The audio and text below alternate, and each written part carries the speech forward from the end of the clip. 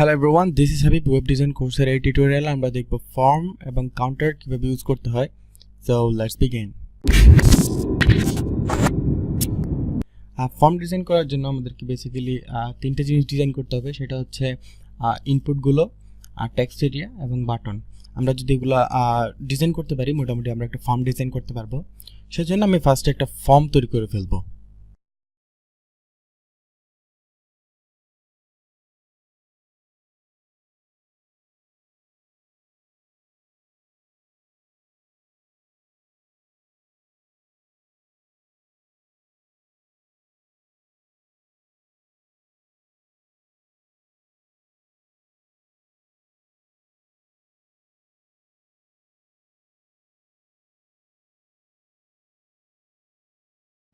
ওকে, তো ফর্ম তৈরি করার পর আমরা এটাকে যেভাবে আছে ওইভাবে ডিজাইন করব এবং আমরা এটা যদি আউটপুটটা দেখি এখানে কি আসছে সেটা দেখব। হচ্ছে এখানে চারটা ফিল্ড আসছে এবং একটা বাটন আসছে। ওকে, তো এটাকে ডিজাইন করার জন্য আমাদেরকে যে অ্যাট্রিবিউট সিলেক্টর সেটা ইউজ করতে হবে, কারণ এটার মধ্যে আমি কোনো ক্লাস ইউজ করিনি ইচ্ছা করে, যাতে আমরা অ্যাট্রিবিউট সিলেক্টরটা ভালো করে ইউজ করতে পারি। আর আলাদা আলাদা ডিজাইন করতে চাইলে আমরা সেভাবে করব। আর যদি চাই না তিনটার একই ডিজাইন হবে, সেক্ষেত্রে আমরা যে মাল্টিপল সিলেক্টর আছে সেটা ইউজ করতে পারি, অথবা আমরা একটা সেম ক্লাস এটার মধ্যে অ্যাড করে দিতে পারি। ওকে, তো আমরা ক্লাস অ্যাড করে করে এতদিন করেছি, তো আমরা এখন অ্যাট্রিবিউট সিলেক্টরটা করেই করি, তাহলে একটু ভালো করে বুঝতে সুবিধা হবে।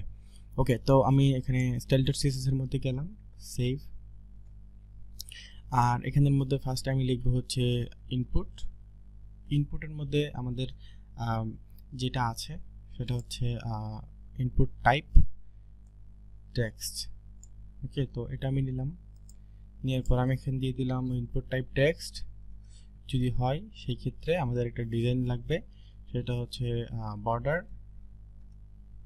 2 pixel solid 3498 dB 3498 dB and background color white. Okay, তো আমরা এখানে এসে যদি রিফ্রেশ করি সেই ক্ষেত্রে আমরা দেখব যে এটা আমাদের বর্ডার দিচ্ছে এবং ব্যাকগ্রাউন্ড হোয়াইট দিচ্ছে। ফাইন। এরপরে আমরা যদি চাই এটার ওয়েট হবে হচ্ছে, এরপর আমরা যদি চাই এটার ওয়েট হবে 100%। ওকে, সেভ। নাশাম রিফ্রেশ করলাম, এটা 100% হয়ে গেল। এবং আমরা যদি নিচে একটা স্পেস দিতে চাই সেক্ষেত্রে আমরা এখানে লিখতে পারি মার্জিন বটম দিব হচ্ছে 5 পিক্সেল। অ্যান্ড এখানে এসে যদি আবারও দেখি সেক্ষেত্রে আমরা এখানে মার্জিন পাচ্ছি বটমে। আর যদি আমরা প্যাডিং ইউজ করতে চাই, প্যাডিং ইউজ করতে পারবো, প্যাডিং 10 পিক্সেল। সেভ। এখানে এসে রিফ্রেশ করলে এখান থেকে একটা প্যাডিং পাওয়া যাচ্ছে। তো মাল্টিপল সিলেক্টর ইউজ করে আমরা কিন্তু সবগুলোতে সেম স্টাইল অ্যাপ্লাই করতে পারবো। তো একটা কমা দিয়ে সেপারেট করলাম। সেপারেট করার পর এখানে ইনপুটের মধ্যে আছে ইমেল, আর এখানে আছে টাইপ পাসওয়ার্ড। তো আমরা সেম জিনিসটাই বারবার কপি করব এবং এর মধ্যে আমরা জাস্ট টাইপগুলো চেঞ্জ করে দিব। একটা হচ্ছে ইমেল, একটা হচ্ছে পাসওয়ার্ড। ওকে, তো এইভাবে না করে আমরা চাইলে একটা ক্লাস নিয়ে সবগুলোর মধ্যে জাস্ট ক্লাসগুলো অ্যাড করে দিতাম, আর এখানে এগুলো আমাদের কাস্টমাইজ করা লাগতো না। তো আমি জাস্ট ইচ্ছা করে এমনি করলাম যাতে আমাদের অন্যভাবেও আমরা বুঝতে পারি। তো এখানে এসে যদি আমি রিফ্রেশ করি তাহলে কিন্তু এখানে আমরা তিনটে ইনপুট পাচ্ছি। ওকে, তিনটে ইনপুটের স্টাইল এভাবে আছে। এবং এরপর যদি আমরা চাই যে আমাদের যে টেক্সট এরিয়া আছে সেটার স্টাইলও সেম হোক, সেক্ষেত্রে আরেকটা কমা দিয়ে এখানে জাস্ট লিখব টেক্সট এরিয়া। ওকে, এন্ড এখানে এসে জাস্ট রিফ্রেশ করব, এখানে কিন্তু সেম স্টাইল আসছে। তো এটা যদি আমরা আরেকটু বড় করে দিতে চাই, এটা আমরা ভিন্ন ডিজাইন করে দিতে চাই, আমি আগে বলেছি যে নিচের যেটা আছে সেটা কিন্তু সবচেয়ে বেশি প্রায়োরিটি পায়। তো সেজন্য আমি এটাকে ওভাররাইট করব। আমি এখানে ওভাররাইট করার জন্য লিখব টেক্সট এরিয়া এবং নিচের মধ্যে হাইট দিব হচ্ছে 500 পিক্সেল। সেভ। অ্যান্ড এখানে এসে রিফ্রেশ করলে এটা কিন্তু 500 পিক্সেল। ওকে, তো আমরা এটা হাইট কমিয়ে দিই, হাইট 300 পিক্সেল। রিফ্রেশ করলাম, এখানে হাইট 300 পিক্সেল আছে। ওকে, অ্যান্ড নাও আমরা এখানে এসে এটাকে 200 পিক্সেল করে দিই ছোটো হওয়ার জন্য। ওকে, ফাইন। অ্যান্ড সব কিছু ঠিক আছে। তো আমরা এখানে যত ধরনের কালার আছে সব কিছুই কিন্তু কন্ট্রোল করতে পারবো। আর এটার মধ্যে আমরা এই যে রিসাইজ করার অপশন আছে, এখানে কিন্তু একটা রিসাইজ করার অপশন আছে, সেটাকে আমরা যদি ডিসেবল করতে চাই সেক্ষেত্রে আমরা আমাদের এখানে এসে একটা প্রপার্টি ইউজ করতে হবে, সেটা হচ্ছে রিসাইজ নান যদি দেই সেক্ষেত্রে এখানে এসে রিফ্রেশ করলে আমরা দেখব এটা রিসাইজ করা যাবে না, কারণ এটা রিসাইজ নান করে দিয়েছি এবং এটা ফিক্সড হয়ে গেছে। ওকে, তো এর মধ্যে আমরা যদি একটা ফোকাস, অর্থাৎ আমরা যদি এখানে যখন আমরা এখানে ক্লিক করে কিছু লিখব তখন আলাদা স্টাইল হবে। তো এটা আমরা ফোকাস সিলেক্টর দিয়ে করতে পারি। তো এগুলো সবগুলোর মধ্যে আমি ফোকাস অ্যাপ্লাই করব, সেটার জন্য আমাকে এখানে লিখতে হবে ইনপুট টাইপ ইকুয়াল টু, যখন টেক্সট হবে তখন এটার ব্যাকগ্রাউন্ড চেঞ্জ হয়ে যাবে, হয়ে যাবে হচ্ছে 3498 dB এবং কালার হবে হোয়াইট। ওকে, ফোকাস করার জন্য আমরা এখানে ফোকাস লিখব। এখানে এসে আমরা যদি রিফ্রেশ করি তাহলে এখানে যখন আমি ক্লিক করতেছি তখন আমি ক্লিক করার পর কিছু লিখলে এটা সাদা আসছে এবং ব্যাকগ্রাউন্ড কিন্তু চেঞ্জ হয়ে গেছে। তো এভাবে আমরা ফোকাস ইউজ করতে পারবো। অ্যান্ড আমরা বাটন ডিজাইন করতে চাইলে সেম স্টাইলে আমাদেরকে বাটনের জন্য এখানে হয় আমরা একটা ক্লাস অ্যাড করতে পারবো, নাহলে সম্পূর্ণ জিনিসটাকে আমাদের নিতে হবে। তো আমরা একটা ট্যাগ নিই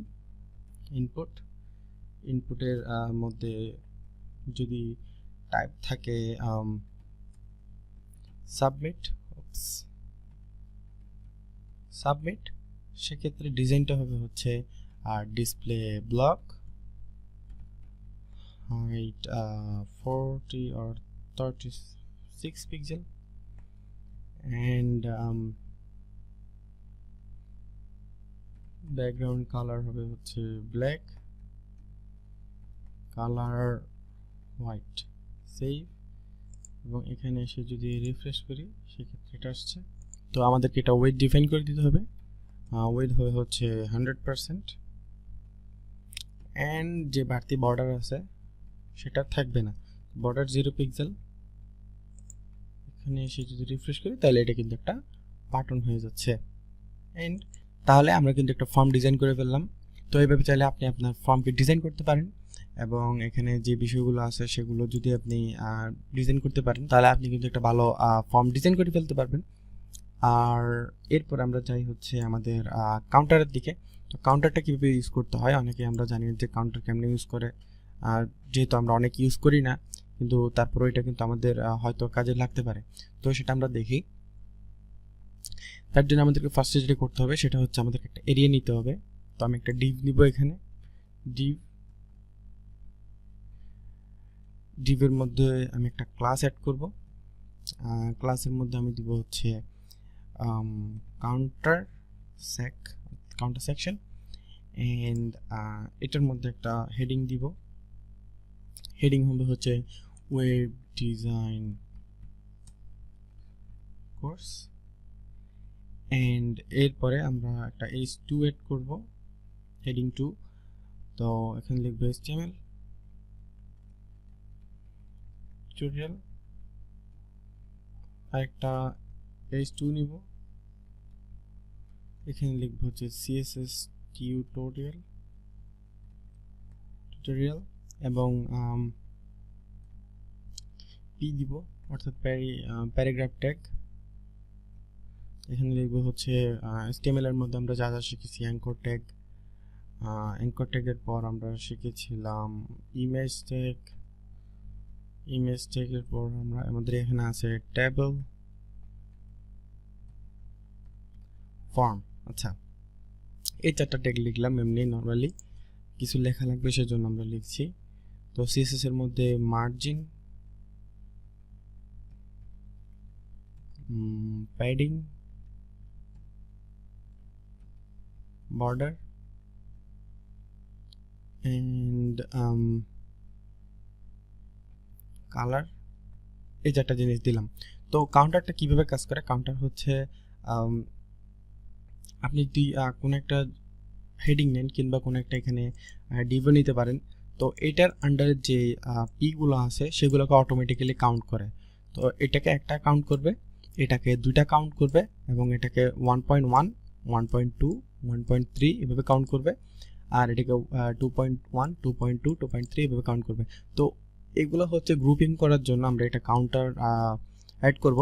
তো সম্পূর্ণ জিনিসটাকে আমরা সিলেক্ট করে ফেলবো যে এটা একটা গ্রুপ, তারপরে তার মধ্যে দেখে এখানে আলাদা করে দিব এটা একটা সেকশন, এগুলো হচ্ছে সেকশনের ভিতরে আমাদের আইটেমগুলো, আর এটা হচ্ছে আলাদা আরেকটা সেকশন, এটার মধ্যে সেকশনের যে আইটেম সেগুলো। ওকে, তো সেটার জন্য আমাদেরকে কাউন্টার প্রপার্টি ইউজ করতে হবে। সো আমরা style.css এ চলে যাই এবং এখানে যা আছে সবগুলো ডিলিট করে দিই। ডিলিট করে দেওয়ার পর আমরা এখানে যদি এসে রিফ্রেশ করি সেক্ষেত্রে আমরা দেখতে পাবো জাস্ট আমরা নর্মালি একটা জিনিস পাচ্ছি। ওকে, এটার জন্য আমাদেরকে কি করতে হবে, ফার্স্টে আমাদের এখানে লিখতে হবে যে কাউন্টার সেক, আর এখানে আমাদেরকে লিখতে হবে হচ্ছে কাউন্টার রিসেট। কাউন্টার রিসেট হচ্ছে সেকশন মানে হচ্ছে সম্পূর্ণ সেকশনটাকে আমরা নিলাম। এরপর আমাদের দিতে হবে h2 কে আমরা এখানে কাউন্টার রিসেট লিখবো হচ্ছে সাবসেকশনের পর আমরা এখানে h2 এর মধ্যে বিফোর যে সিলেক্টর আছে সেটা ইউজ করব। এটা অনেক বেশি বুঝার দরকার নেই, বাট আমরা বিফোর জিনিসটা ইউজ করতেছি হচ্ছে শুধুমাত্র সামনে বসানোর জন্য। বিফোর মানে হচ্ছে আগে, তো আগে বসানোর জন্য আমরা বিফোর সিলেক্টরটা ইউজ করছি। এটা আমরা যখন অ্যাডভান্স ইউজেসে যাব তখন আমরা অ্যাডভান্স ইউজেসগুলো দেখব যেটা বিফোর এবং আফটার কীভাবে ইউজ করতে হয়। এটা জাস্ট এমনি নর্মালি আমরা প্লেসিং করার জন্য বিফোরটা বসাচ্ছি। ওকে, তো আমরা এখানে বিফোর ইউজ করব। বিফোর ইউজ করার জন্য আমরা এখানে লিখব counter increment section and content. আমি এগুলো জাস্ট লিখে ফেলছি, এখন আমি আপনাদেরকে বুঝিয়ে দিব যে এটা আসলে কি করলাম। তো আমি এখানে জাস্ট আগে লিখে ফেলি যে কাউন্টারের মধ্যে হচ্ছে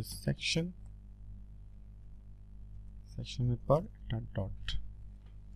ওকে, সেভ। এখানে এসে যদি রিফ্রেশ করি তাহলে 1 2, আর এখানে আমাদের যেগুলো পি আছে সেগুলোর মধ্যে একটা বিফোর ইউজ করব।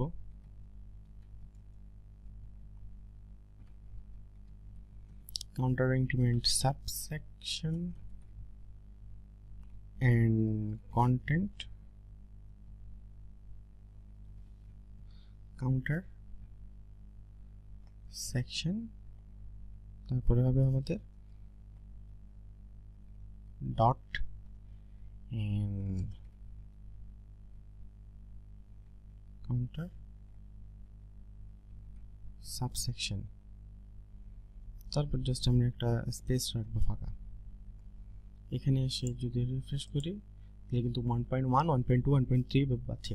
ওকে, তো আমি এখানে কি করলাম, ফার্স্টে যে আমাদের রেপারটা আছে সেটাকে আমি একটা সেকশন ধরে ফেললাম।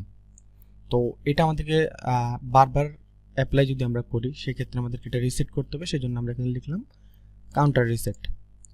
এবং এরপরে 2 যেটা আছে h2 সেটাকে আমরা সাবসেকশন ধরলাম, অর্থাৎ সেকশনের ভেতরে সাবসেকশন হিসেবে h2টা আছে।